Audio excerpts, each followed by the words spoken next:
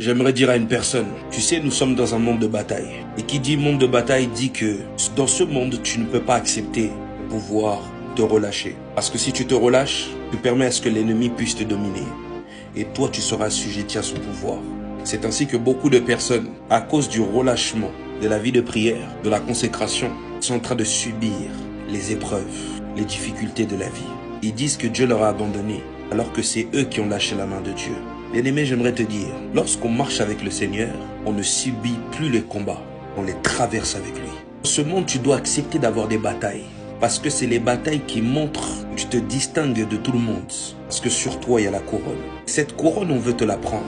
Voici pourquoi tu es très éprouvé et que tu as comme envie d'abandonner. Voici pourquoi tu te sens tiraillé, parce que l'ennemi, lorsqu'il te voit, il voit quelqu'un de dangereux.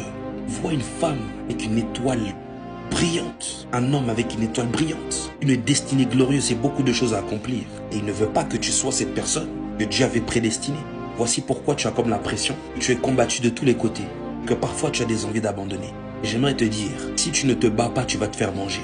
C'est soit tu acceptes de te battre, ou soit tu acceptes d'être le lardin du diable. Mais je ne pense pas, entre toi et moi, que tu acceptes de pouvoir te faire dominer tranquillement, sachant que tu as l'ADN de la domination, que tu as l'esprit d'un conquérant, qui a vaincu le monde des ténèbres, le diable, et les a dépouillés en les livrant en spectacle à la croix. C'est ainsi que tu dois prendre conscience que par cette identité, tu ne peux accepter de te faire marcher dessus. Mais c'est toi qui dois marcher. Parce que dans ce monde, tu es un roi, tu es une reine. Voici pourquoi, lorsque tu vois une situation te dominer, c'est un mensonge du diable. Dieu nous a donné le pouvoir de marcher sur les scorpions, les serpents et toute la puissance de l'ennemi. Et rien ne pourra nous nuire. Pourquoi tu acceptes de te laisser dominer? Par la dépression, par la tristesse, par l'angoisse, le stress, la peur, l'angoisse et toutes ces choses. Non, non, non.